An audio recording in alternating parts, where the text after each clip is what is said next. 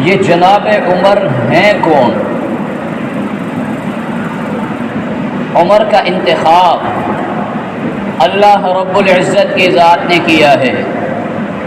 عمر کا انتخاب جناب محمد مصطفیٰ نے کیا ہے۔ عمر کا انتخاب جناب ابو بکر صدیق نے کیا ہے۔ عمر کا انتخاب جناب علی المرتضیٰ رضی اللہ تعالی عنہ نے کیا ہے۔ یہ نہ کوئی جذباتی باتیں ہیں، نہ اپنی طرف سے مارنے والی باتیں ہیں۔ ہر بات وہ ہے جس کا تعلق یا قرآن مجید کے ساتھ ہے یا جس کا تعلق فرمان مصطفیٰ کے ساتھ ہے۔ حضور علیہ الصلوۃ والسلام نے نبوت کا اعلان کیا۔ ایسے رجال چاہیے، ایسے آدمی چاہیے جو دین کو قوت دینے کے لیے جن کی زبان سے حق جاری ہو، ایسے آدمی چاہیے جو اسلام کو مضبوط کریں۔ جناب عمر کے لیے حضور نے فرمایا ان اللہ جعل الحق علی لسان عمر۔ عمر وہ ہے کہ جس کی زبان پر اللہ تعالیٰ نے حق جاری کر دیا ہے، حق کے سوا جناب عمر کی زبان سے کچھ نکلتا نہیں ہے۔ عمر جو کچھ بولے قرآن بن جائے، عمر جو کچھ تولے میزان بن جائے۔ اب جناب عمر رضی اللہ تعالی عنہ حضور علیہ الصلوۃ والسلام کعبے کا غلاف پکڑ کر دعا کرتے ہیں، اللہم اعز الاسلام بأبی جہل بن ہشام او بعمر بن الخطاب۔ یا اللہ آپ نے مجھے نبی بنا کر کے بھیجا ہے، نبوت کے کام کے لیے آدمی چاہیے، نبوت کا پیغام امت تک پہنچانے کے لیے رجال چاہیے۔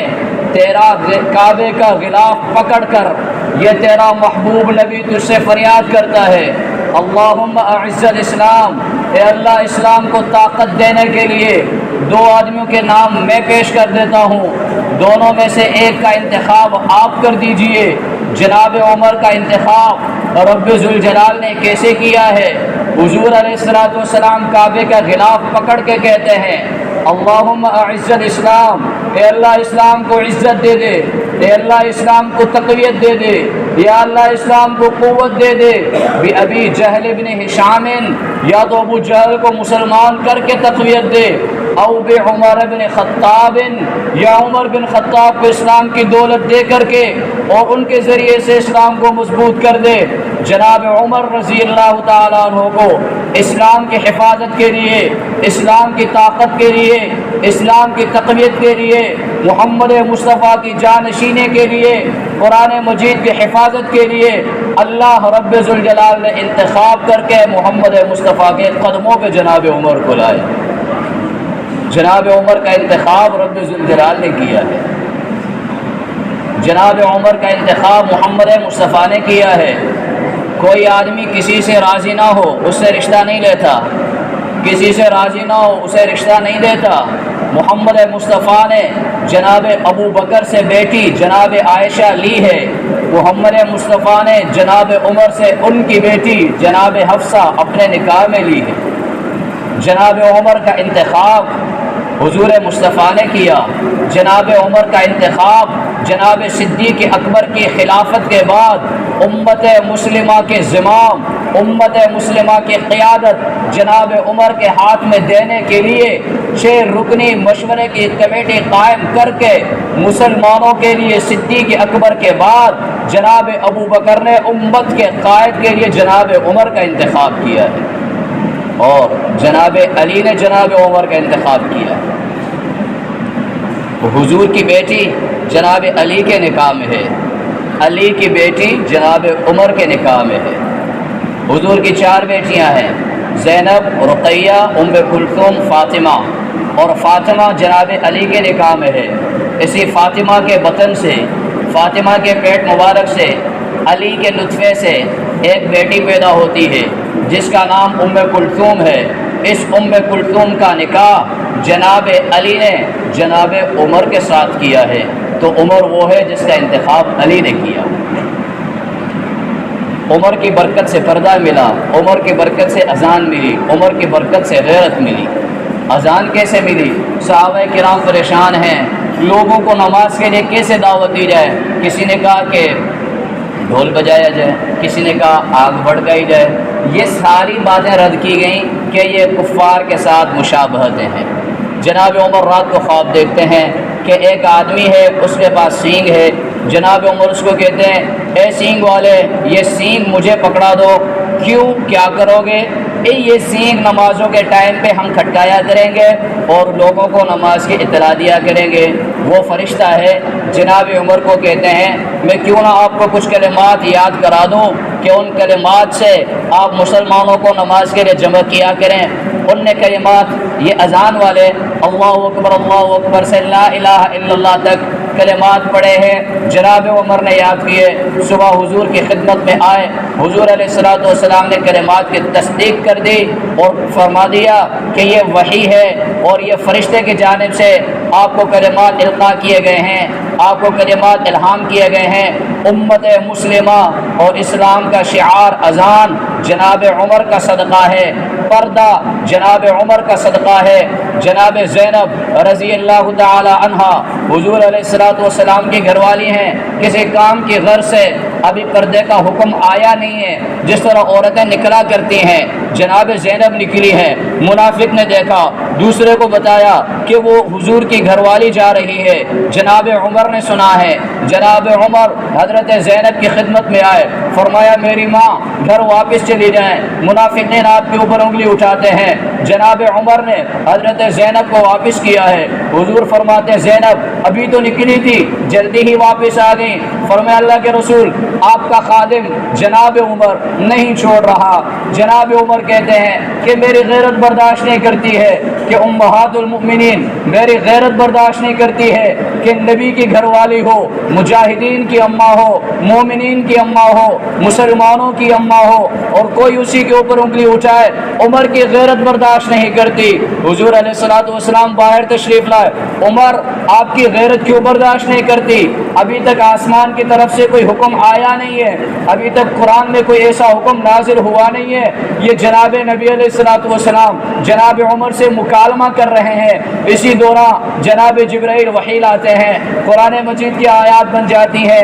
اللہ تعالی حکم دیتے ہیں یا ایھا النبی قل لازواجک وبناتک ونساء المؤمنین یدنین علیہن من جلابیبہن ذلک ادنی ان یعرفن فلا یؤذین۔ اے محمد مصطفیٰ اپنی بیٹیوں کو، مومنوں کی عورتوں کو حکم دے دو کہ آج سے پردہ کریں۔ پردے کا حکم جناب عمر کی غیرت کا صدقہ ہے، پردے کا حکم جناب عمر کی غیرت کا صدقہ ہے۔ جس کے پاس پردہ نہیں اس کے پاس غیرت نہیں۔ اور پردے کا حکم عزیزان محترم، آج کل عورت کو کھیل کا بڑا بنایا جاتا ہے، عورت کو اسٹیڈیم کی زینت بنائی جاتی ہے، لیکن عورت کی عزت و عظمت کا لحاظ اسلام نے اس درجے کا رکھا ہے کہ نماز جس پہ جنت کا مدار، نماز جو فرض ہے، عورت کی عزت و عصمت کا لحاظ رکھے۔ اللہ تعالیٰ نے مسجد میں نماز پڑھنے کے لیے عورت کو منع کیا، اس کی عزت و عظمت کا لحاظ رکھا۔ یہ جناب عمر کی غیرت کا صدقہ، یہ جناب عمر ہے۔ اب جناب عمر رضی اللہ تعالی عنہ کی ایک محرم کے دن شہادت ہے۔ جناب عمر رضی اللہ تعالی عنہ نے خواب دیکھا۔ خواب میں دیکھتے ہیں کہ ایک مرغ ہے جس نے مجھے 3 چونچیں ماری ہیں اور اس کی وجہ سے خون نکلا ہے۔ جناب عمر فرماتے ہیں جب میں خواب سے بیدار ہوا مجھے میری شہادت کا یقین ہو گیا۔ اور شہادت کا یقین کیوں نہ ہوتا جب حضور زندہ تھے، جناب ابو بکر بھی زندہ تھے، حضور جناب ابو بکر، جناب عمر، جناب عثمان احد پہاڑ پر چڑھے تھے۔ احد پہاڑ حرکت کرنے لگا، حضور نے اپنے مبارک پاؤں جناب احد کو لگا کر اور فرمایا اثبت یا احد، رک جاؤ اے جبل احد، فانما علیک نبی و صدیق و شہیدان، کہ آپ کے اوپر ایک نبی ہے، ایک صدیق ہے اور 2 شہید ہیں۔ عزیزان محترم، یہ عمر وہ تھا کہ جس کو حضور نے فرمایا عمر والدین مرتے ہیں اولاد روتی ہے، اولاد مرتے ہیں والدین روتی ہے، لیکن عمر الاسلام یبکا علی موتک الی یوم القیامہ، عمر تو اسلام کا وہ ستون ہے، جب تیری شہادت ہوگی صرف تیرے گھر والوں کو صدمہ نہیں ہوگا، جب تیری وفات ہوگی صرف مسلمانوں کو صدمہ نہیں ہوگا، جب تیرا انتقال ہوگا صرف مؤمنین کو ملال نہیں ہوگا، بلکہ عمر تیری شہادت سے، تیری وفات سے، تیرے انتقال سے قیامت کے دن تک محمد کی شریعت اور محمد کا دین روتا رہے گا۔ کسی کے مرنے پر اس کے گھر والے روتے ہیں، عمر کے مرنے پر خدا کا دین روتا ہے۔ یہ جناب عمر ہے۔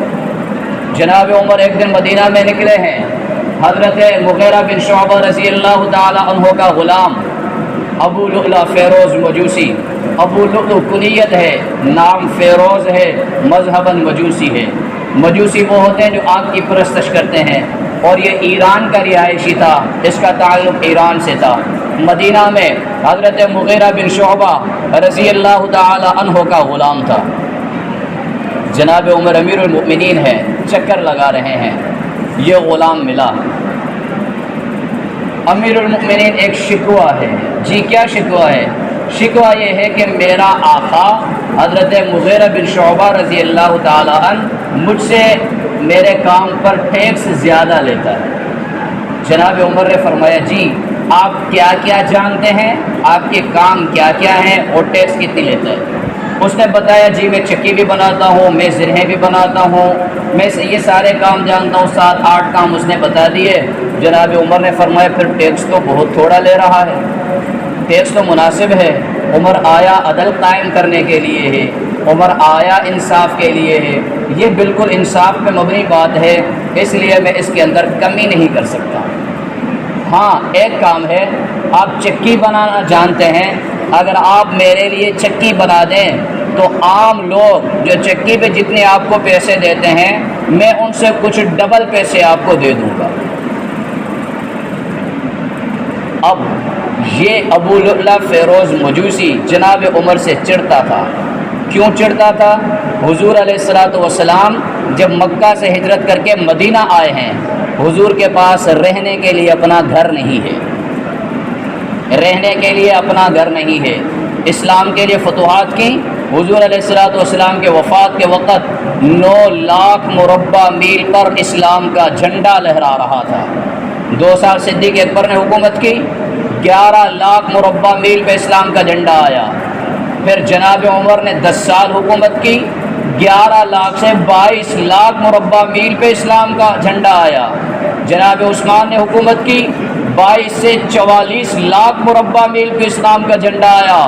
سلسلہ چلتا رہا، جب جناب معاویہ کی حکومت آتی ہے 64,65,000 مربع میل پر اسلام کا علم لہرا رہا تھا۔ اب جب جناب عمر کی اتنی بڑی فتوحات تھی تو یہ ان سے پریشان تھا، اور جناب عمر نے جب ان کو کہا آپ میرے لیے چکی بنا دیں آپ کو پیسے دے دوں گا، تو انہوں نے کہا تیرے لیے تو ایسی چکی بنانے والا ہوں کہ اس چکی کا ڈنکا مشرق سے مغرب، شمال سے جنوب تک چلے گا۔ جناب عمر نے کہا انہوں نے مجھے دھمکی دی ہے، گرفتار نہیں کیا۔ جناب عمر چلے گئے۔ صبح نماز پڑھانے کے لیے جناب عمر تشریف لائے۔ ابو لؤلؤ فیروز مجوسی، توجہ سے بات سننا، آخری بات کرنے لگا ہوں کہ جناب عمر کی شہادت کیسے ہوئی ہے۔ ابو لؤلؤ فیروز مجوسی پہلی صف میں آ کے کھڑے ہیں، نماز کی نیت سے آ کے کھڑے ہیں، زہر آلود خنجر چھپا کے کھڑے ہیں، صحابہ جانتے نہیں، آ کے کھڑا جناب عمر رضی اللہ تعالی عنہ نماز پڑھانے کے لیے بڑے ہیں۔ جیسے ہی نماز پڑھانا شروع کی ہے، ابو لؤلؤ فیروز مجوسی نے 6 وار کیے جناب عمر پر۔ جناب عمر جب خون سے لت پت ہو گئے، خون سے لہو لہان ہو گئے، مسجد نبوی کا خیال نہیں کیا، وہ مسجد جس کو حضور کے قدموں نے چھویا، اس مصلی کا خیال نہیں کیا جس پہ آمنہ کے در یتیم نے نمازیں پڑھائیں، اس پہ جب جناب عمر رضی اللہ تعالیٰ عنہ نماز پڑھانے کے لیے آگے بڑھتے ہیں، ابو لؤلؤ فیروز مجوسی 6 وار کرتے ہیں، جناب عمر خون سے کمزور ہو کر کے مصلی کے سائیڈ میں بیٹھ جاتے ہیں۔ عبد الرحمن بن عوف جلیل القدر صحابی ہیں، آگے بڑھتے ہیں، چھوٹی سی صورتیں پڑھ کے نماز پوری کرتے ہیں۔ صحابہ کی صفیں گنجان صفیں ہوا کرتی تھی، ایک کا کندھا دوسرے سے ملا ہوا کرتا تھا۔ اب ابو لؤلؤ فیروز مجوسی نے کوشش کی کہ میں کسی طرح صحابہ کی صفوں کو چیر پھاڑ کے باہر نکلوں، نکل نہ سکا۔ 17 صحابہ کو زخمی کیا، نکل نہ سکا۔ جب نماز پوری ہوتی ہے، ایک صحابی نے اپنی چادر ابو لؤلؤ کے اوپر جب ڈالی ہے، وہ چادر سے باہر آ نہ سکا تو زہر آلود خنجر اپنے پیٹ میں دے مارا، اور ابو لؤلؤ فیروز یہ جہنم رسید ہوا، یہ جہنم کا ایندھن بنا۔ جناب عمر جنت کا وارث بنا، یہ مردار ہو کر کے مرا، وہ شہید ہو کر کامیاب ہوا۔ وہ شہادت جس کے لیے جناب عمر بے تاب ہوا کرتے تھے، حضور فرمایا کرتے تھے کہ میرا دل چاہتا ہے اللہ کے راستے میں ایک مرتبہ شہید ہو جاؤں، پھر زندہ ہو جاؤں، پھر شہید ہو جاؤں، پھر زندہ ہو جاؤں، پھر شہید ہو جاؤں، پھر زندہ ہو جاؤں۔ وہی کچھ دعائیں جناب عمر کے زبان پہ جاری ہوا کرتی تھی۔ جناب عمر کہتے تھے اللہم ارزقنی شہادتا فی سبیلک واجعل موتی فی بلد حبیبک، یا اللہ شہادت کا موت عطا فرما، یا اللہ اپنے حبیب کے شہر میں میری قبر عطا فرما۔ جب جناب عمر زخمی ہیں، عبداللہ ابن عمر